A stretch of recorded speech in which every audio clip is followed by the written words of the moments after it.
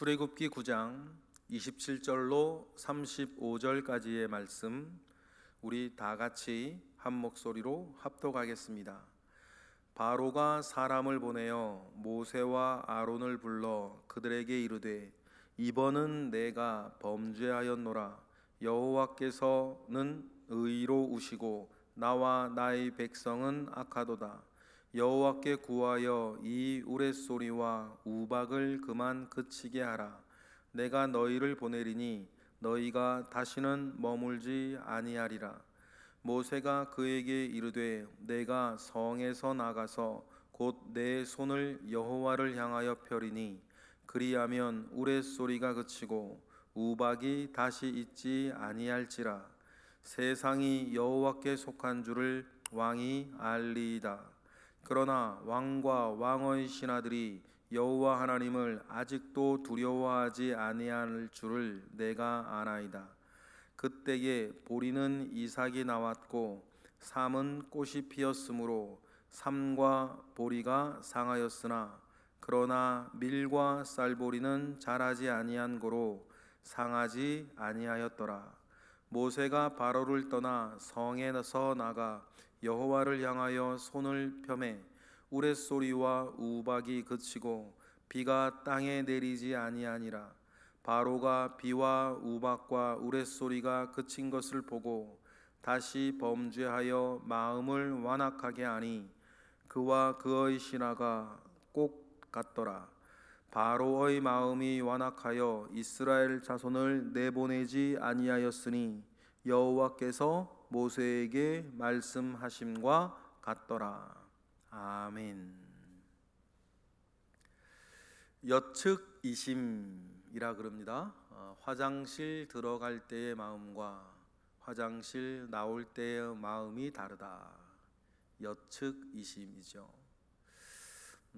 그러한 사자성어가 생기고 그러한 속담이 사람들 입에서 입으로 전해 내려오는 것은 많이 보았기 때문이고 많이 경험하였기 때문이고, 그런데 우리가 하나님 아버지 앞에서 믿음 생활할 때, 우리가 하나님 아버지 앞에서 회개해야 할 때 이 여측이심과 같은 마음을 가지고 살아가서는 결코 안 되겠습니다. 그러면 여러분, 우리가 여측이심의 마음을 가지고 살면 하나님께서 우리를 사랑하시지 아니하면 화장실 나갔을 때의 마음대로 계속 살게 하실 거고, 그죠? 내버린 자들 아닙니까? 하나님이 우리를 사랑하시면 화장실 들어갈 때의 마음을 가지도록 계속 하나 뭐를 주시겠어요? 상황을 주시겠죠? 그래야 이 사람은 믿음 가운데 붙들려 있을 거니까. 그러면 여러분, 우리가 하나님 아버지 앞에서 늘 한결같은 믿음 가운데에 상황을 묵상하지 아니하고 하나님을 묵상하고, 문제에 빠지지 아니하고 믿음 안에 빠져서, 여러분, 우리가 한결같은 몸과 마음과 생활을 지켜나가는 것이 여러분 믿음에서는 매우 중요해요. 이것을 큰 기둥 포스트로 세워놓고 사는 거죠. 세워놓고 살아도 여러분, 우리가 너무나 잘 알지 않습니까? 저와 여러분들이 약해요. 약해서 때로는 흔들리고, 때로는 시험에 들고, 때로는 회개할 일들을 저지르기도 하죠. 그러나 우리가 그렇게 기둥을 세워놓고 늘 우리를 다부지게 만들어 가야 되는 것 아니겠습니까? 때때로 우리 성도님들의 어떤 삶들 속에서는, 그러니 상황을 묵상하지 말고 하나님을 묵상하시라고, 문제를 생각하지 말고 우리 믿음을 생각하시라고 이야기를 하는 것 자체가 때로는 그분의 믿음이 약하거나 아니면 그분의 상황이 참혹하여서 그 말씀을 드리기도 좀 곤란할 때가 왜 없겠어요? 육체의 질고가 찾아오고, 가족들 가운데 문제가 찾아오고, 여러 일들 가운데 그런 일들이 왜 없겠습니까? 그러나 여러분, 그런 이야기를 자꾸 들으셔서 우리의 마음을 지켜내셔야 되는 거죠. 하나님 아버지 앞에 믿음이라는 것 자체가 말이죠, 또 한 면의 의미에서는 흔들리지 아니하고 변심하지 아니한다, 그래서 믿음이에요. 오늘 우리는 바로의 그 여측의심을 봅니다. 우레소리가 나고 우박이 떨어질 때에는 뭐 별 얘기 다 하다가 끝이니까 냉정하게 돌아서요. 그러면 여러분이 바로에게는 어떤 일이 또 있어야 되겠어요? 또 다른 사건 사고가 또 있어야 되는 거예요. 마음을 바꾸지 아니하고 그냥 하나님의 일하시는 행하시는 일 가운데에 그냥 순종하고 따라갔으면 그 뒷일은 없는 거 아니에요. 그 뒤에 여러분, 우리가 출애굽기의 10가지 재앙을 아시잖아요. 훨씬 더 참혹한 일들이 있지 않습니까? 그 훨씬 더 참혹한 일들이 이어질 것인데 그것을 알지 못하는 이 바로에는 우레소리가 그치고 우박이 그치니까 바로 변심하여서 언제 그랬냐는 듯이 변심한 마음으로 다시 이스라엘 백성들을 내보내지 아니하니 미련한 자는 매를 부른다고 또 다른 재앙을 자초하고 있는 것을 오늘 우리는 읽었습니다. 어쨌든 얼마나 공포스러웠겠습니까? 우레소리와 함께 이 큰 우박이 말이에요, 계속 떨어지는 거예요. 우박은 잠시 내리고 마는 건데 마치 비 오듯이 말이죠, 장마날 비 오듯이 잠깐 내리는 우박이 아니라 27절의 상황이 얼마나 걸렸을까요? 뭐 어떤 주석책을 보니까 6시간 정도 예측하는 바로의 왕궁과 모세가 있었을 것이라고 예상되어지는 어떤 곳, 그곳의 거리를 이렇게 계산하면 6시간 얘기하는 어떤 주석책도 있던데 확실한 건 모르겠어요. 무려 그 오랜 시간 동안 비 오듯이 천둥과 우레와 우박이 막 쏟아져서 사람들이 맞아 죽고 짐승이 맞아 죽고 하고 있을 이때가 얼마나 공포스러웠겠어요. 그런 상황 가운데에서 바로가 모세와 아론을 불러 엄청난 고백을 합니다. 당시 바로의 위상을 생각하면 엄청난 고백을 하죠. 27절 우리 읽어보겠습니다. 시작. 바로가 사람을 보내어 모세와 아론을 불러 그들에게 이르되 이번은 내가 범죄하였노라. 여호와는 의로우시고 나와 나의 백성은 악하도다. 바로가 사람을 보냅니다. 모세와 아론을 불러와요.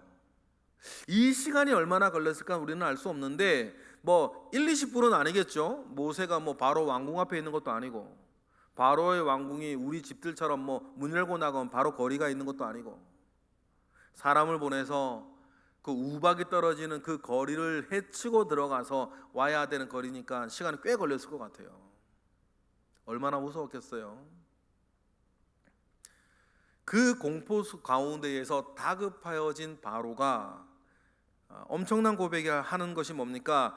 이번은 내가 범죄하였노라. 여호와는 의로우시고 나와 나의 백성은 악하도다. 노예로 있는 이스라엘 히브리인들을 향해서, 그리고 뭡니까? 태양의 아들이라고 하는 바로가 사죄하는 거죠. 당시의 종교적 애굽의 또 상황들을 생각했을 때에 사실 엄청난 고백이에요. 그런데 이 회개가, 이 반성이 약간 조금 충분하지는 못하다는 것들을 우리는 느껴요. 이번은 내가 회개했다. 이번은 내가 범죄하였다. 사실 여러분, 이번만 한 겁니까? 이게 계속 그래 왔죠. 근데 이번은 내가 잘못했다. 다른 것은 아니다. 이런 어떤 마음들이 사실 있죠. 여기에서 모세는 그 이야기를 듣고 그 뒤의 내용들을 보면 당신이 마음을 완전히 돌리지 아니한 것을 내가 이미 압니다. 그의 고백 가운데에 모세는 아마 하나님께서도 말씀하셨고 모세도 알아차렸겠죠. 다급한 마음 가운데 그래도 바로는 28절에도 우박을 그만 그치게 하라. 우박을 그만 그치게 하라. 내가 너희를 보내고 너희가 다시는 이 땅에 머물지 아니할 것이다. 얼마나 다급했으면 말이죠. 바로가 그렇게 얘기를 했겠어요. 그때 모세가 29절처럼 이야기하는 거 아닙니까? 29절 읽어보겠습니다. 모세가 그에게 이르되 내가 성에서 나가서 곧 내 손을 여호와를 향하여 펴리니 그리하면 우레소리가 그치고 우박이 다시 있지 아니할지라 세상이 여호와께 속한 줄을 왕이 알리이다. 모세의 목적도 그저 우박이 많이 내려져서 애굽 땅에 어떤 황폐해지고 애굽 땅이 멸망하는 것을 모세가 원하는 것은 아니죠. 모세가 원하는 것, 여호와 하나님께서도 목적하시는 바가 뭡니까? 바로와 이 세상이 나 여호와와 같은 이가 없고 이 땅 모든 것이 여호와께 속한 것인 줄을 알게 하는 것이 하나님의 목적이기도 하고 모세의 의도이기도 하니까. 그리고 그래서 모세가 말을 하는 거 아닙니까? 이제 내가 당신의 말을 듣고 밖에 나아가서 여호와를 향하여 내 손을 피면 우레소리가 그치고 우박이 그칠 것입니다. 그러니까 이게 분명히 말하는 게 뭐예요? 하나님의 역사 가운데 일어나는 일이지 자연재해 가운데 일어나는 일이 아니라는 것을 분명히 이렇게 명시를 해요. 하나님이 하시는 일은 반드시 뭐가 있습니까? 하나님으로부터의 정확한 시작과 하나님으로부터 말미암은 정확한 마무리가 있고 대상이 분명한 것이 하나님께서 하시는 일의 특징이라고 말씀을 드렸습니다. 그러나 모세는 알죠? 30절 다 같이 읽어보겠습니다. 그러나 왕과 왕의 신하들이 여호와 하나님을 아직도 두려워하지 아니할 줄을 내가 아나이다.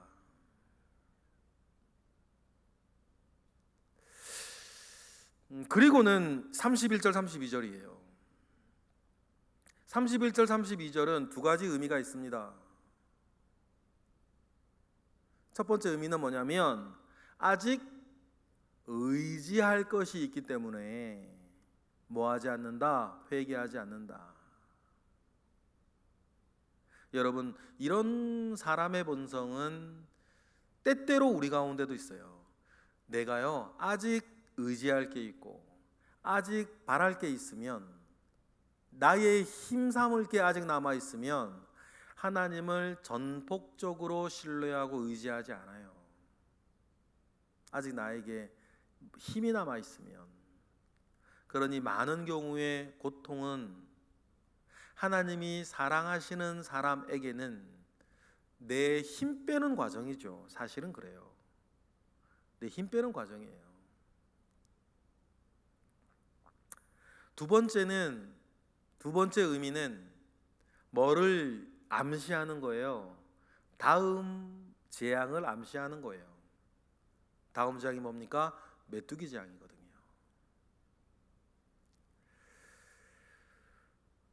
보리는 이삭이 나왔고 삼은 꽃이 피었으므로 우방에는 상했다.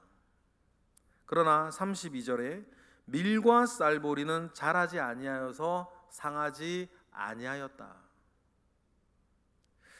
보리와 이삭은 가을에 심어서 봄에 거두는 거고 밀보리는 봄에 심는 것이 애굽의 농경 시간이었기 때문에 그렇습니다. 이런 것들이 남아있으니 바로는 여전히 강박하여서 하지 않죠. 회개를 하지 않는다. 그래서 우레가 그리고 우박이 끊어지니까 바로 34절처럼 되는 것 아닙니까? 34절 읽어보겠습니다. 바로가 비와 우박과 우레소리가 그친 것을 보고 다시 범죄하여 마음을 완악하게 하니 그와 그의 신하가 꼭 같더라. 아마 상황이 끝나자, 다급하고 공포스러운 상황이 끝나자 바로는 회개와 반성을 한 게 아니라 복수심을 가졌겠죠. 내가 이 원한을 갚겠다. 내가 이 치욕을 갚겠다. 내가 이 어려움을 갚겠다. 이렇게 마음을 먹었던 것입니다. 여러분, 우리의 마음 한 줄기가 어디로 흘러가느냐가 매우 중요한 은혜의 기로예요. 이런 공포스러운 일을 겪고, 물론 바로 입장에서는 태어나 처음 겪는 치욕스러운 상황이었겠죠.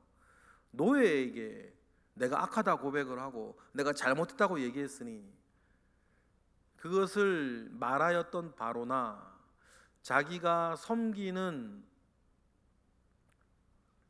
왕이, 신이 그 지경까지 가도록 내버려 두었다라고 생각하는 바로의 신하 입장에서는 얼마나 치욕스러웠겠어요.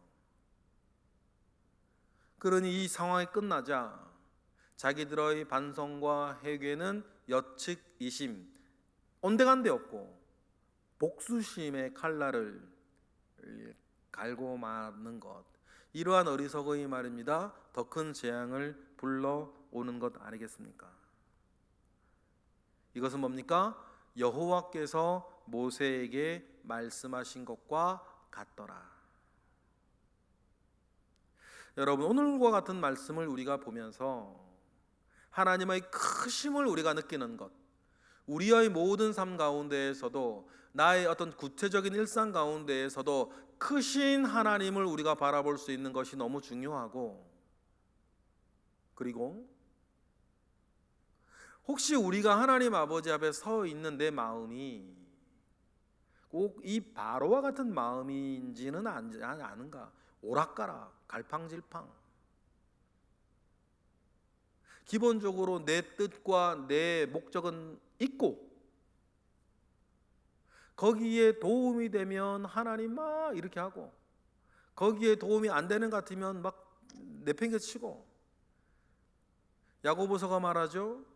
그런 두 마음을 품은 자는 주께 무엇을 얻기를 생각하지 마라.